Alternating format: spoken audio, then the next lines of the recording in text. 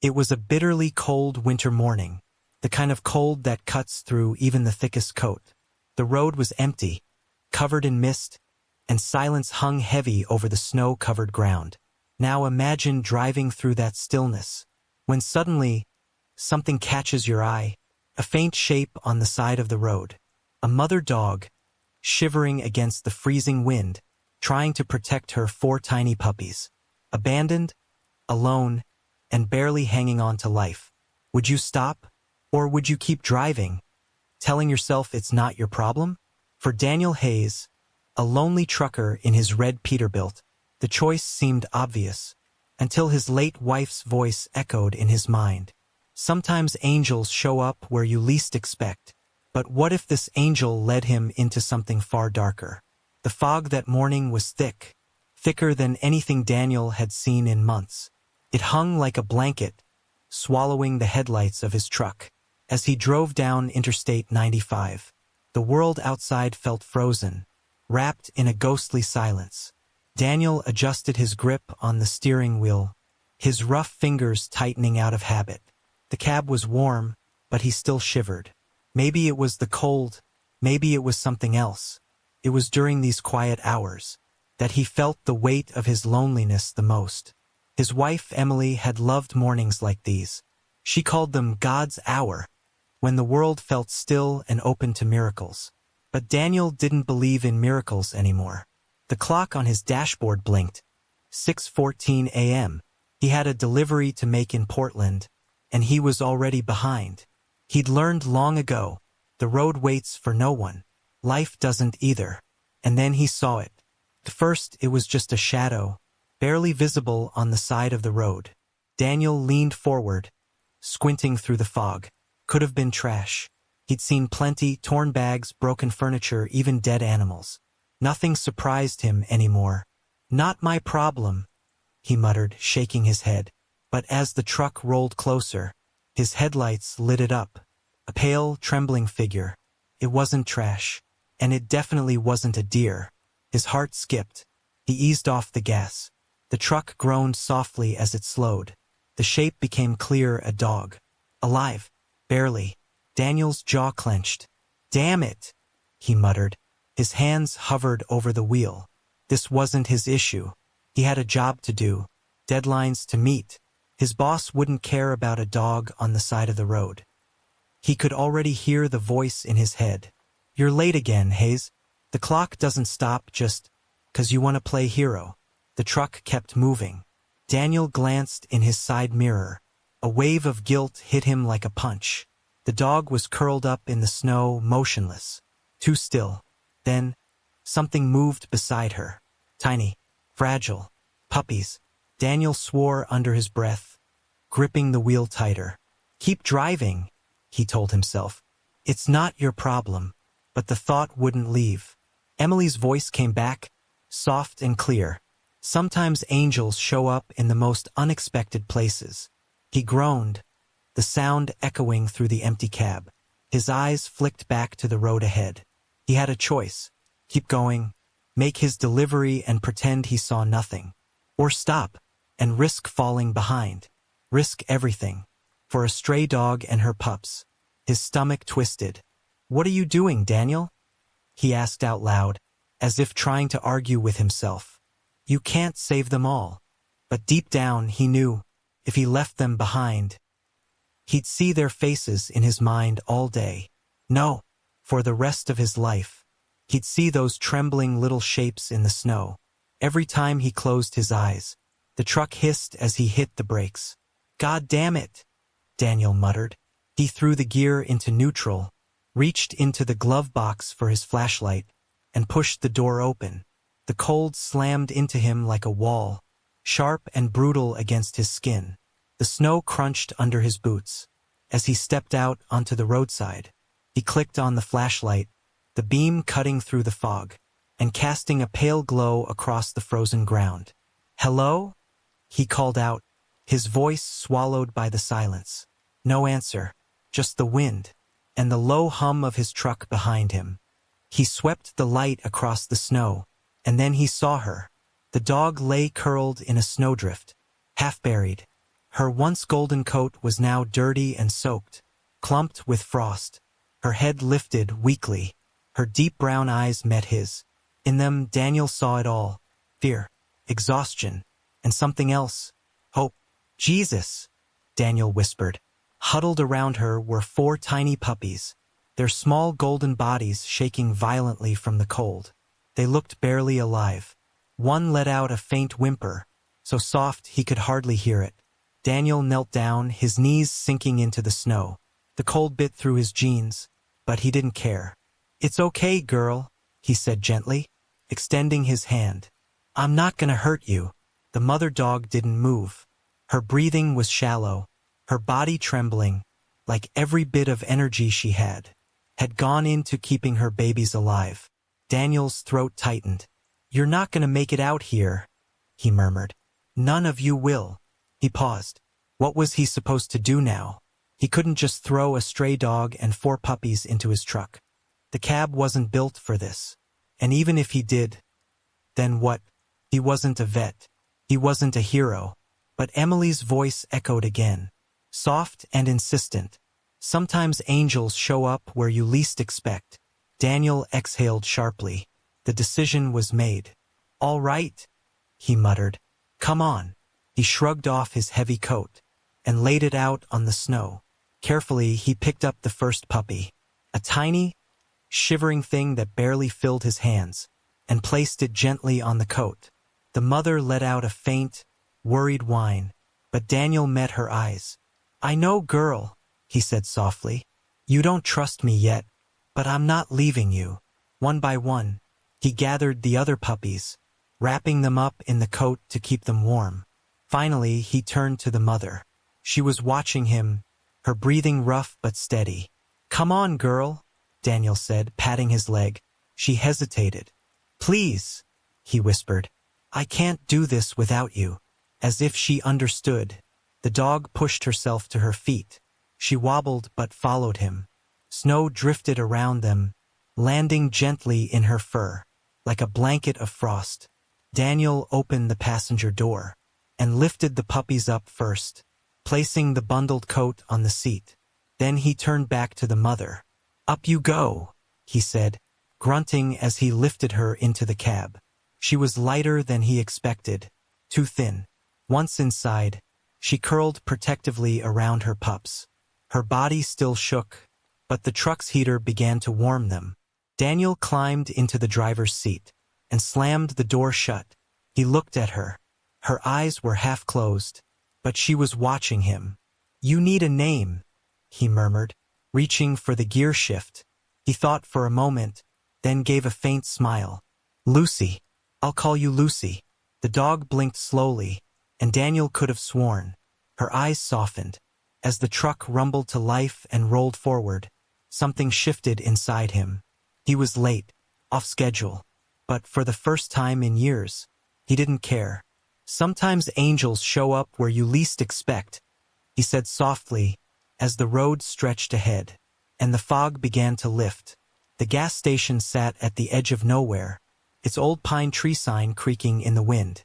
The building was run down, paint peeling from the walls, one window cracked and long overdue for repairs.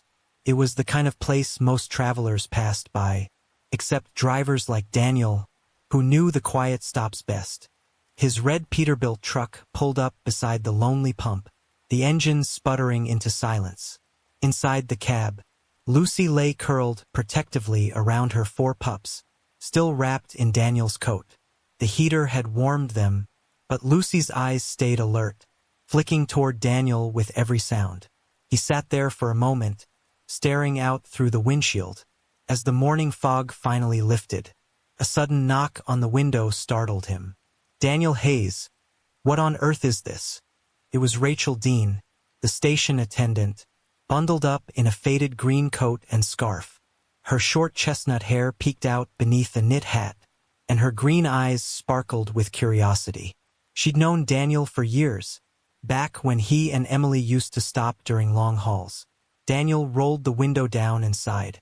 "Morning, Rachel." Her eyes narrowed at the bundle on the passenger seat. "What VE you picked up this time?" You wouldn't believe me if I told you, Daniel muttered, climbing down from the truck.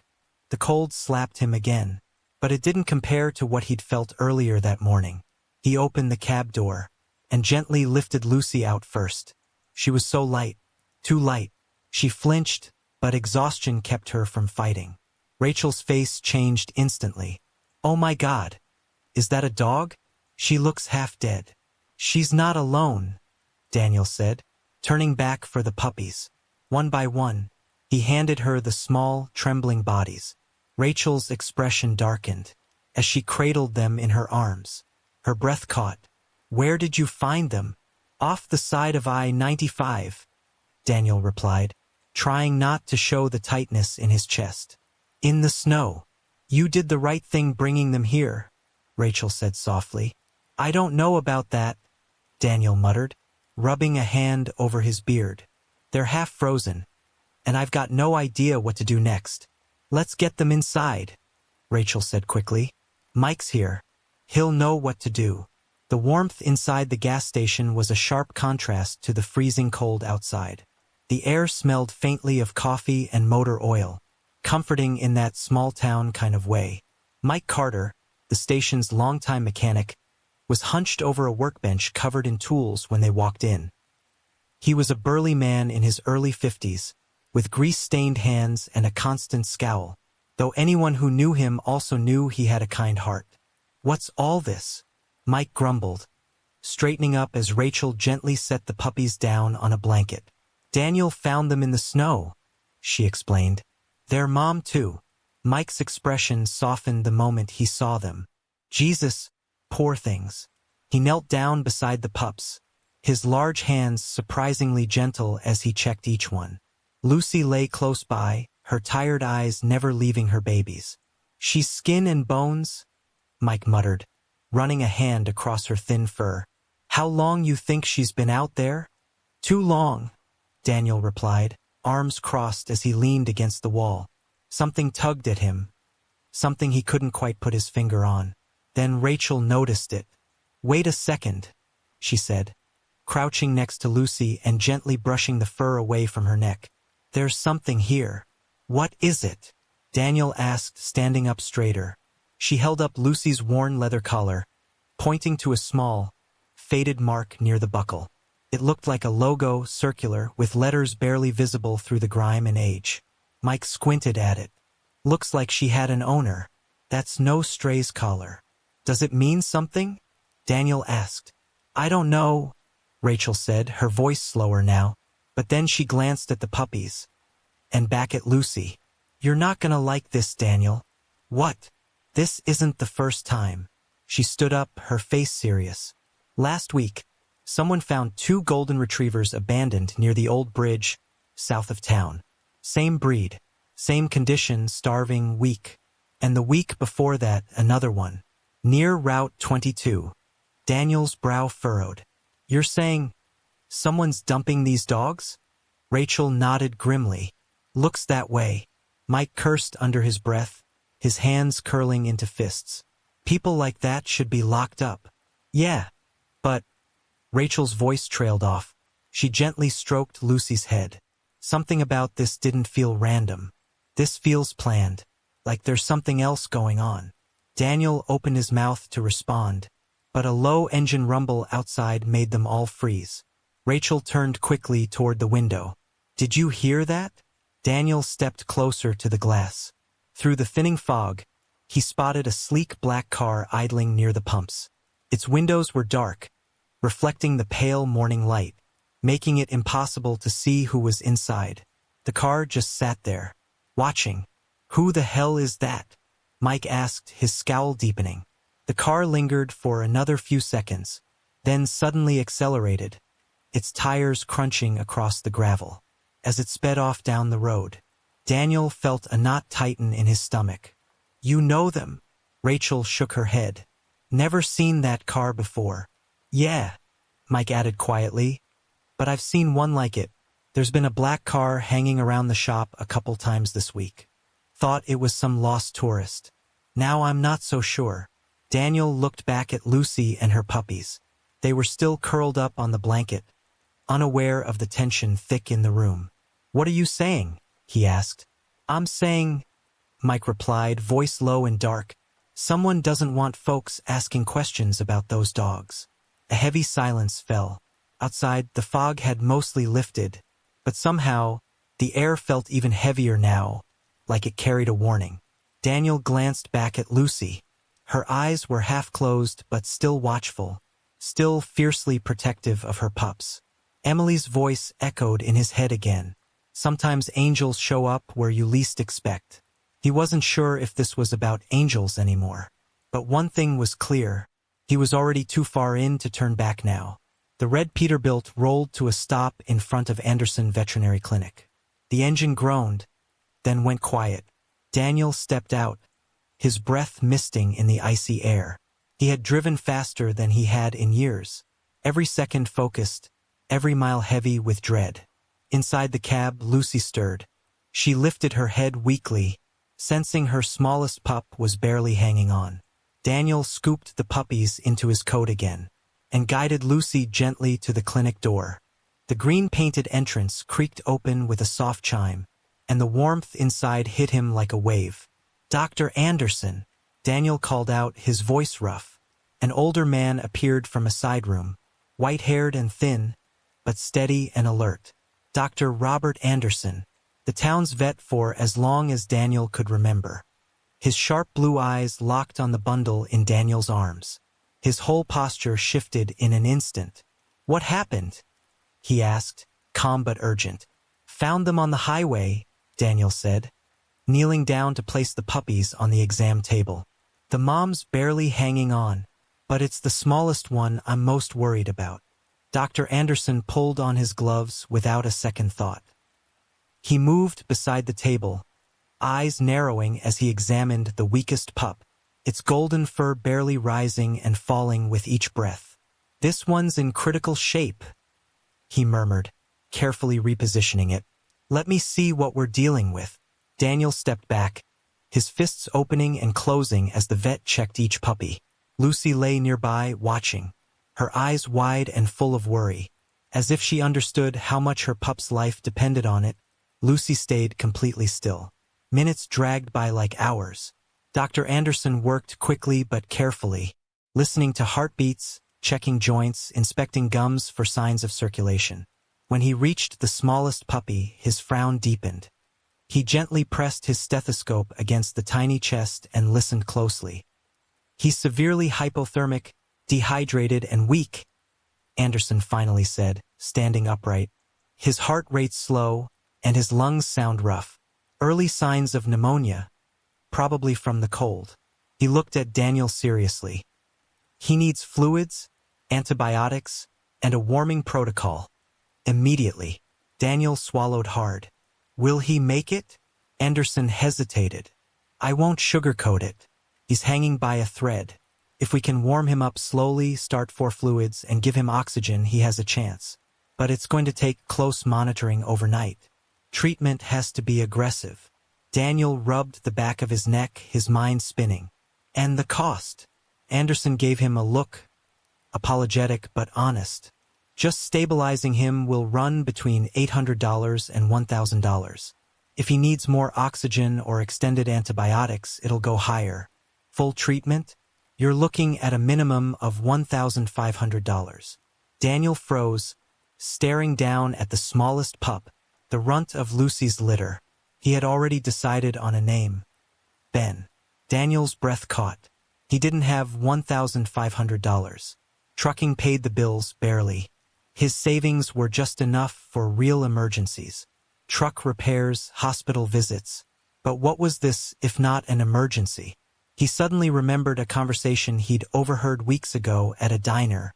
2 men in the booth behind him whispering about faulty stock and getting rid of what doesn't sell.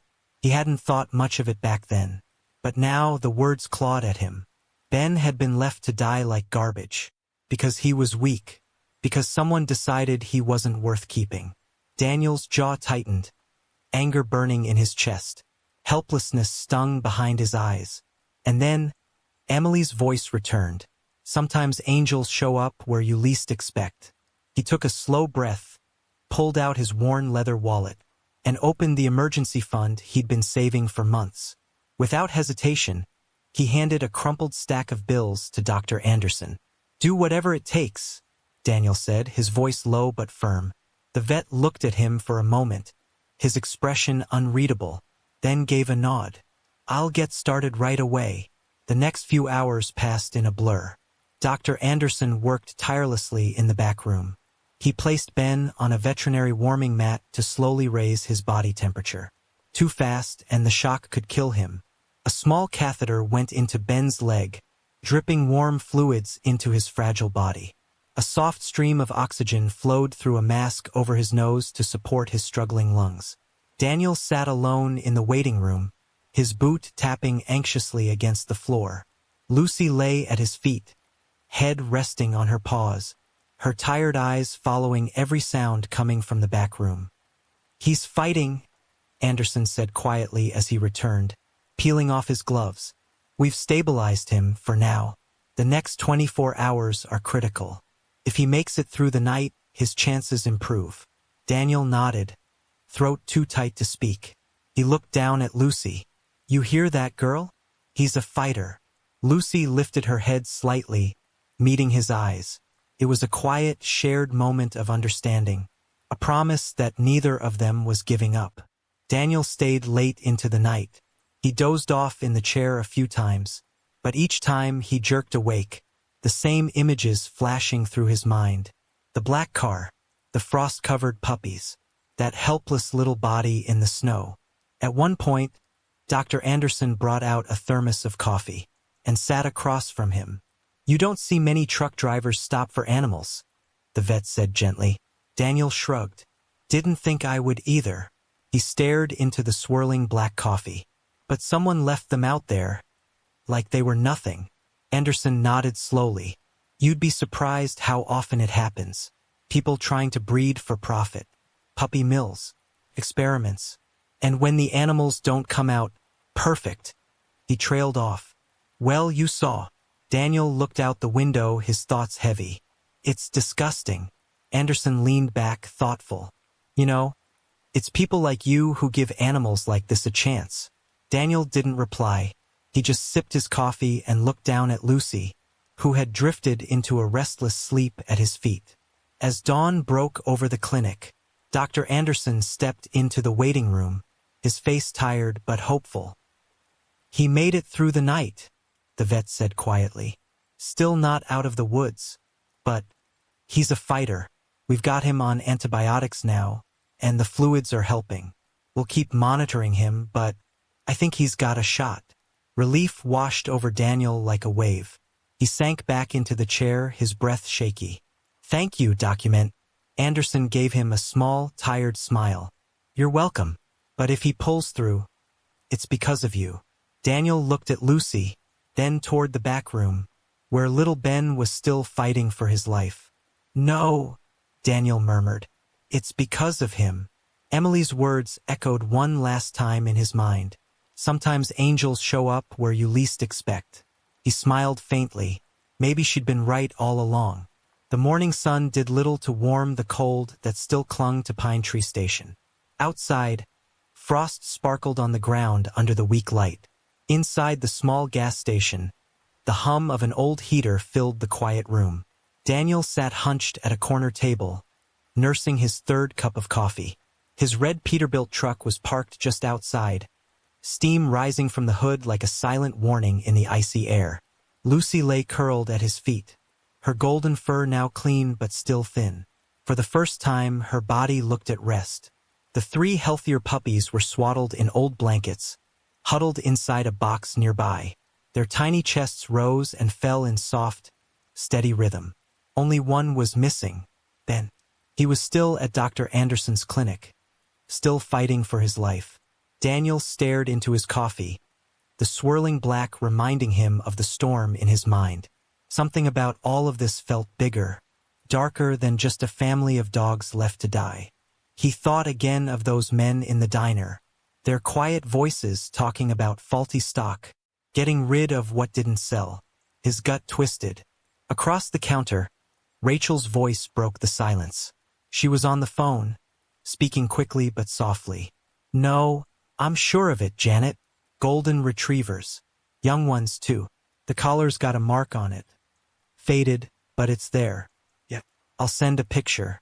You think it's them? Daniel looked up, his eyes narrowing. Rachel hung up and let out a sigh, pushing her messy hair behind her ear. She grabbed a notebook and walked over to him. What was that about? Daniel asked, though he already had a feeling. Rachel's face was pale with concern as she sat across from him. I called Janet. She works with Lighthouse Rescue. They handle cases of abuse and abandoned animals across the county. When I described Lucy and the pups, she asked me to check the collar. That faded mark? She thinks it's from a place called Golden Paws Labs. Golden Paws, Daniel repeated. Mike Carter, just walking in, pulling off his gloves, frowned. I've heard of them. There's a reason, Rachel said, flipping through her notes. Golden Paws was shut down last year. Authorities raided the facility after reports of unethical breeding practices. Genetic experiments, mostly, but when they arrived, most of the dogs were gone. Vanished. No one's figured out where they went. Daniel sat up straighter. What kind of genetic experiments? Rachel's voice turned bitter. They were trying to create a perfect bloodline, altered genetics. The ones that didn't turn out right, they got rid of them. Daniel's stomach turned. He thought of Lucy and her babies, freezing in the snow. You think they came from that place? Rachel nodded grimly. It all fits, the collar, the breed, their condition. Janet believes Golden Paws never really shut down. Groups like that go dark for a while, then start up again somewhere else. The old heater in the corner rattled on, but the room felt colder. Mike sank into a nearby chair, shaking his head. So they dump the ones that aren't perfect, like garbage? Rachel nodded quietly. And if Janet's right, Lucy isn't the first they've dumped near here. Daniel rubbed his face, frustration boiling beneath the surface. Those bastards! Before Rachel could respond, a low engine rumble outside caught their attention. Daniel turned his head sharply toward the window. A sleek black car had pulled into the lot. Its windows were tinted so dark they reflected nothing, only the dull light of morning bouncing off the glass. The car idled, unmoving, silent, watching. Who is that? Mike asked under his breath.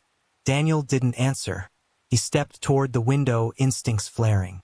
The car lingered another moment, long enough for Daniel to feel the weight of being watched. Then it suddenly reversed, tires crunching over gravel, and sped off into the fog. They were watching us, Rachel said, her voice shaky. Daniel's jaw clenched. They've been watching me. You sure? Mike asked, frowning. That's the same car I saw yesterday on the highway, Daniel said. It's not a coincidence. Mike's expression hardened. Then that seals it. Someone's trying to keep this quiet. Daniel exhaled sharply. We need answers. If they dumped Lucy and the pups, maybe they left something else behind. What do you mean? Rachel asked. I mean, Daniel said, grabbing his coat. I'm going back to where I found them. Mike, you're coming with me. The roadside was eerily quiet when Daniel parked the truck in the same spot he'd found Lucy. Fresh snow had fallen overnight, softening the ground. But faint signs of disturbance were still visible. Hints of something buried beneath the white. Daniel stepped out of the cab, his breath fogging in the air. Mike followed close behind, pulling his coat tighter as the wind cut through the silence. The sun was higher now, but it did little to warm the frozen air. The rising sun did little to cut the chill, or the sense of unease hanging over the empty stretch of highway. You really think there's something here? Mike asked as they stepped onto the shoulder. There's gotta be, Daniel muttered, eyes scanning the snow. They didn't just leave her there by accident. For several minutes they searched, boots crunching on the frozen ground. Mike kicked at a patch of snow, just dirt and rocks underneath. I don't know, Daniel. Feels like a dead end. Daniel didn't respond. His focus was on an area near the tree line, where the snow looked disturbed. He knelt, brushing it back with a gloved hand. Something hard and metallic caught the light. "Mike!" Daniel called sharply. Mike hurried over as Daniel pulled the object free. It was small and rectangular, a metal tag, weathered and worn by time. Daniel turned it over and froze. Stamped faintly across the surface were the words, "Property of GP Labs." Mike cursed. "Golden paws." Daniel stared at the tag, his anger rising like a slow burn. "This proves it. Lucy came from there. They dumped her. Dumped all of them." Mike's scowl deepened. "And someone's still watching. That black car? Whoever's in it. They don't want this getting out." Daniel pocketed the tag, his jaw tight. Well, too late for that. He stood, glancing back toward the road. "I'm not letting them get away with this." Mike nodded, his expression grim. "So what now?"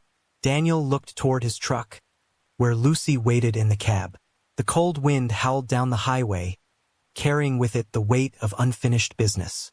"Now," Daniel said, his voice like steel, "we find out who's behind this, and we stop them." The two men walked back to the truck, their footprints cutting fresh tracks into the snow. The road behind them looked quiet, but it was hiding secrets buried just beneath the surface. The engine of Daniel's red Peterbilt rumbled as it rolled down the road. Snow began to fall again, soft and steady, turning the highway into a slick, silver ribbon. Mike sat stiffly in the passenger seat, arms crossed, eyes on the snowflakes streaking past the windshield. "You think that tag's enough?" he asked, breaking the silence. Daniel glanced over briefly, his jaw like stone. "It's a start." The metal tag, property of GP Labs, sat tucked safely in his jacket pocket. It wasn't much, but it was something. Proof. And the weight of it pressed against his chest. A reminder that this wasn't over. Not even close. Mike shifted, uneasy. "You think the cops are going to take this seriously?" "They better," Daniel muttered, gripping the wheel tighter. "Someone has to." They drove in silence, the heater pushing hard to keep the cold at bay. The plan was simple. Get back to town, hand the tag to the police, and let them take it from there. But simple plans never stayed simple. Halfway back to town, Daniel spotted it. The black car. It appeared in his rearview mirror as a distant shadow. Then it started creeping closer. Sleek, silent, unmistakable. "Mike," Daniel said quietly. Mike turned. "What is it?" "Look behind us." Mike twisted in his seat, face hardening. "Hell, it's them again, isn't it?" Daniel didn't answer. He kept his eyes on the road, muscles tensed. The black car closed in. The cab felt smaller by the second, like the tension itself was pressing in. The car suddenly surged forward. Its engine roared as it pulled up beside them. For a moment, Daniel thought it would pass. Then the driver jerked the wheel, swerving too close. "What the hell?" Mike shouted, grabbing the dashboard. Daniel grunted, wrenching the steering wheel to hold the truck steady. The black car swerved again, this time forcing Daniel to slow down. "They're trying to stop us," he said through clenched teeth. "Well, they're doing a damn good job," Mike growled. The road narrowed ahead, trees lining both sides. Daniel eased off the gas, the truck slowing to a crawl. The black car cut in front of them, tires skidding on the icy gravel, and stopped. The driver's door opened. A tall man stepped out. Daniel's stomach turned. The man wore a black overcoat and dark sunglasses, despite the dim light and falling snow. He was clean-cut, too clean. He moved like someone used to being obeyed. He walked forward, calm, and stopped just a few feet in front of the truck, hands tucked casually in his coat pockets. Still, watching. "What do we do?" Mike asked, voice tight. Daniel stared at the man for a long moment, then sighed and killed the engine. "We see what he wants." "You sure that's a good idea?" "No." Daniel opened the door and stepped onto the icy road. The cold hit him instantly. Mike followed reluctantly, fists clenched. The man in the black coat gave a faint smile, but it wasn't friendly. It was the kind of smile that crawled under your skin. "Mr. Hayes, is it?" the man asked, his voice smooth, practiced, like he'd rehearsed this moment. Daniel didn't answer. He just stood there, silent, unflinching. The man tilted his head, studying him. "I hear you've been busy, sticking your nose where it doesn't belong." Daniel's fists curled tighter at his sides. "You dump dogs in the snow and expect nobody to care?" Daniel said. The man's smile didn't fade. "You've got a big heart, Mr. Hayes. But big hearts? They cause big problems. For you, what do you want?" Daniel demanded. The man's sunglasses reflected Daniel's face as he spoke, his tone turning colder. "I want you to forget what you found. Forget the dogs. Forget the tag. Forget Golden Paws." Daniel's heart pounded, but his voice stayed calm. "Not gonna happen." The man's smile faded. "That would be unfortunate." He took a slow step forward, his long coat flapping in the wind. "For you, and for your friends." Mike stepped up beside Daniel, his voice sharp. "Is that a threat?" The man didn't answer. Instead, he reached into his coat and pulled out a small business card. He held it out to Daniel. "Think carefully," he said. "Sometimes it's better to let things lie." Daniel stared at the card for a moment, then snatched it from his hand. The man gave him one final smile, cold, empty, before turning back to the black car. He climbed in, and the vehicle sped off, tires skidding on the icy road before disappearing into the trees. Daniel looked down at the card.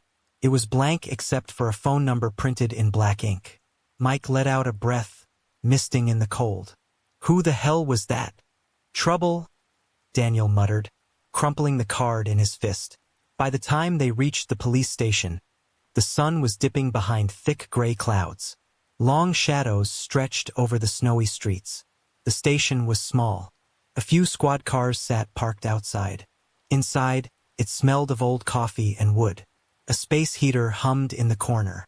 Detective Roberts was a tall man in his 50s, broad-shouldered with thinning gray hair and sharp eyes that missed nothing. He sat across from Daniel and Mike in a windowless room. On the table between them lay the metal tag. "Golden Paw Labs," Roberts murmured, reading the faint inscription. He looked up. "Where'd you find this?" "By the roadside," Daniel said. "Near where I found the mother and her puppies." Roberts leaned back, his expression darkening. "We've been hearing whispers about Golden Paws for months. Illegal breeding, genetic experiments, nasty stuff, but we've never been able to prove anything. They're careful, real careful."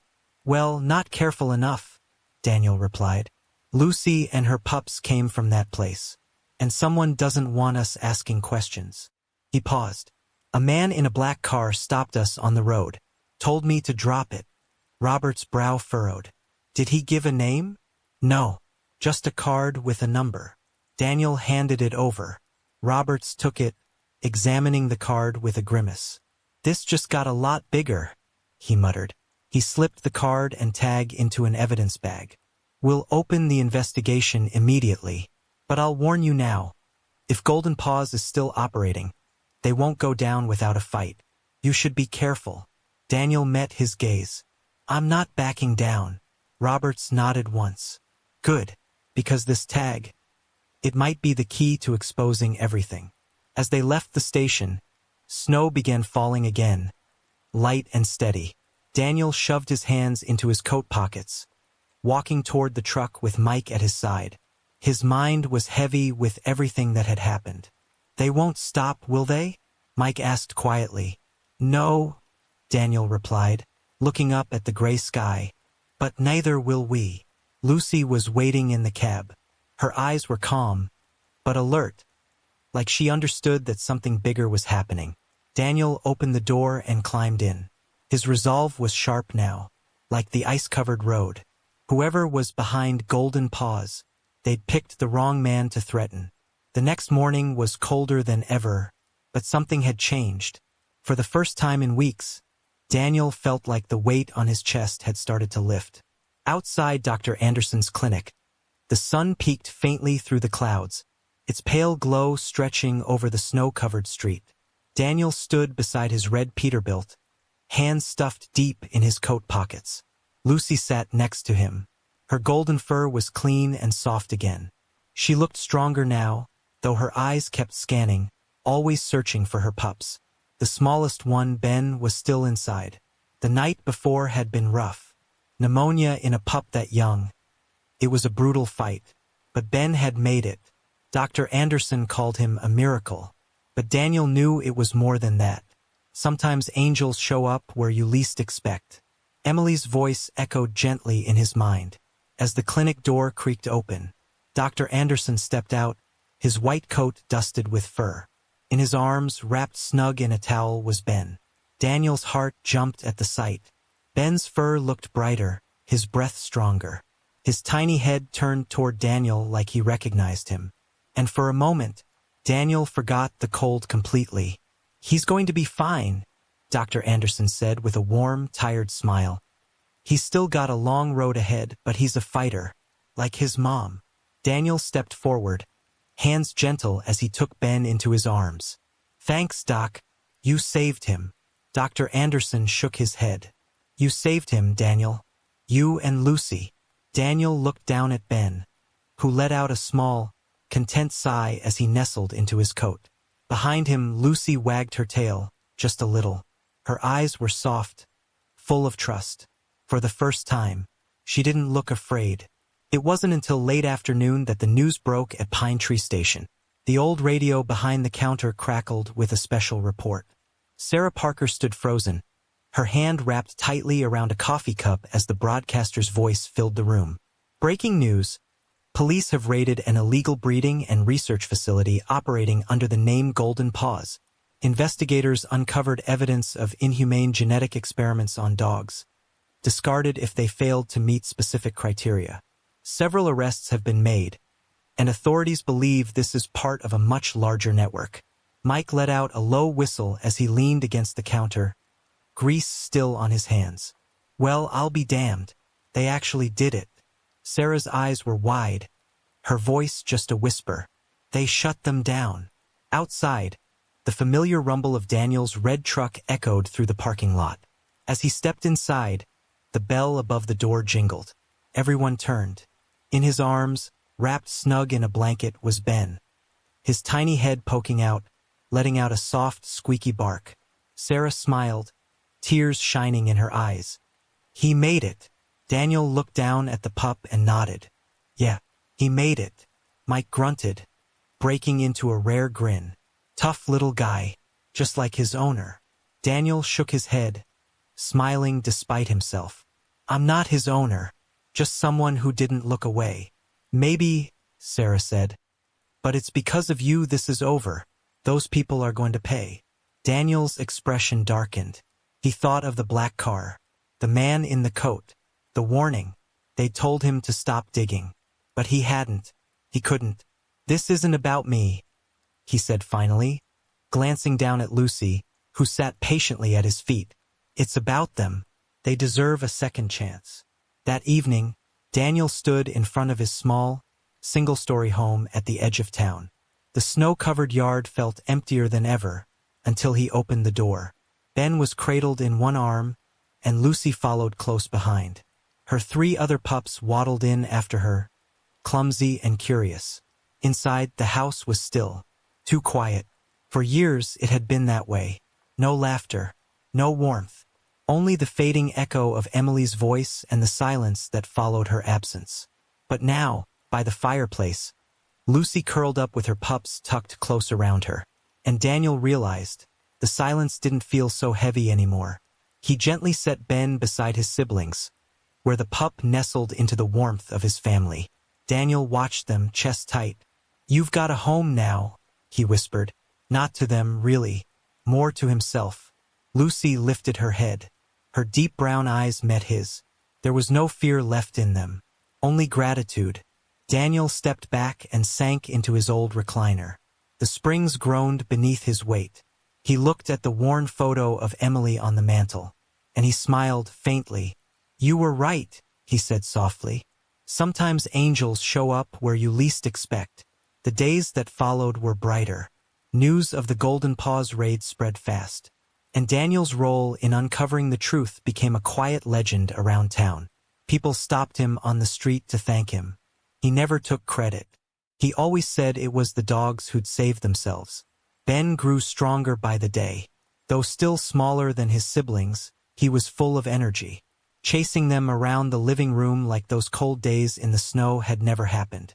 Mike stopped by often, always with extra supplies, dog food, toys, old blankets.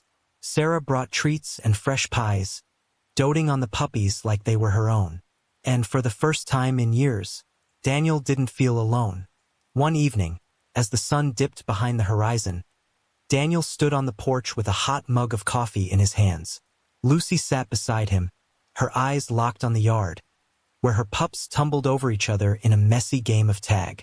"You did good, girl," Daniel said, reaching down to scratch behind her ears. "You kept them safe, and they're going to be okay." Lucy let out a soft huff, like she understood. Daniel smiled. He watched as Ben pounced on one of his brothers, tail wagging like mad. That tiny pup had come back from the edge, and now he was full of life. Emily's words echoed in Daniel's mind once more. But this time they didn't feel like memory. They felt like truth. Sometimes angels show up where you least expect. Daniel took a deep breath, the cold air filling his lungs. And for the first time in a long time, he felt like he'd finally found his way home. Spring came slowly. The icy winds faded, replaced by soft warmth. Daniel's house, once quiet and still, now overflowed with life. The front yard, once covered in snow, buzzed with barking pups and laughter. Lucy lay on the porch, golden fur glowing under the sun. Her pups, now strong and playful, chased one another through the grass. Even Ben, the smallest of them all, led the pack, his little legs stronger than ever. Daniel sat in his old rocking chair, a mug of coffee in hand and a peaceful smile on his face. The creak of the chair blended with the joyful sounds of his new family. He watched Ben leap clumsily onto one of his brothers, tail wagging with all the strength his small frame could manage. Mike leaned against the porch railing, laughing softly. "You know, I never pegged you as the dog dad type," Mike said with a smirk. Daniel let out a soft snort. "Yeah, well, neither did I." Nearby, Rachel knelt in the grass, tossing a toy for the puppies. Her chestnut hair fluttered in the breeze, and her laughter carried on the wind, the kind of joy Daniel hadn't heard in years. "They're growing so fast," she said. "You're going to have a full house for a while." Daniel glanced back at the house behind him. Once quiet and empty, now it was alive. Toys scattered across the living room, a dog bed in the corner, the faint smell of puppy food lingering in the air. But it didn't bother him. Felt right, felt like home. He took a sip of his coffee, eyes lifting to the sky, clear and blue, only a few wisps of cloud drifting lazily overhead. For the first time since Emily passed, he felt her presence again. Warm, constant. Her words echoed softly in his mind. Sometimes angels appear in the most unexpected places. Daniel exhaled deeply, his smile growing. The sun dipped lower as the day stretched into evening. Rachel and Mike lingered, swapping stories and laughing softly. On the porch, the puppies had finally tired out. They lay curled beside Lucy, who watched over them with quiet devotion. Ben nestled close to her, his small body rising and falling with each peaceful breath. "You ever think," Mike asked, breaking the quiet, "that all of this happened for a reason?" Daniel looked over, brow furrowing slightly. Mike shrugged, his voice softer than usual. "I mean, you could have just kept driving that day. Most people would have. But you didn't. Maybe someone, or something, wanted you to stop." Daniel didn't answer right away. He let his gaze drift over the yard. His heart felt full in a way it hadn't in years. "Emily used to say God puts angels in our path when we least expect them," he said at last. "I always thought she was just being poetic. But now," he glanced toward Lucy and her pups, "now I think she was right." Rachel smiled, her eyes shining. "Maybe this was always meant to happen, Daniel. Maybe this family was waiting for you." Daniel's voice was quiet, but certain. "I think we were waiting for each other." That night, the house settled into silence. Daniel sat alone on the porch, coffee gone cold in his hand. The puppies were curled up in their beds. Lucy lay beside them, ears twitching as she slept. The air was cool. Crickets hummed softly in the distance. Leaves rustled gently in the trees. Daniel leaned back in his chair, eyes lifted to the night sky. Stars glimmered above him like tiny promises. His thoughts drifted to Emily, to her voice, to the memory of her laughter echoing in these once empty walls. "I hope you're smiling," he murmured, as if speaking to her through the stars. "You were right all along." A faint breeze passed over him, carrying a quiet sense of peace. He thought of all the moments he could have walked away, moments where the easier choice would have been to look the other way. But he didn't, because somewhere along the road, life had taught him something important. Sometimes the hardest choices are the ones that matter most. And sometimes, angels really do appear in the most unexpected places. Daniel clasped his hands together, bowed his head, and whispered a short, quiet prayer. "Thank you for guiding me, for showing me this path, and for bringing them home." When he opened his eyes, the house behind him glowed gently in the dark, warm light spilling through the windows like a promise. It wasn't empty anymore. As he rocked slowly in his chair, a soft smile formed on his face. The story of Lucy and her puppies wasn't just about saving lives. It was about hope, redemption, and faith. It was proof that even in our darkest moments, there's still light if we choose to see it. Daniel had once believed his life was behind him, that his best days had ended with Emily. But Lucy, Ben, and the others, they showed him something else. That life always has more to give, if we keep our hearts open. Daniel Miller's story leaves us with one simple truth. Sometimes, angels appear in the most unexpected places. If you've ever felt the love of an animal, if you've ever been given a second chance, if you still believe that hope can change lives, then share this story with someone who needs it. Because sometimes, we all need a reminder that miracles can happen, and maybe, just maybe, you'll find an angel of your own.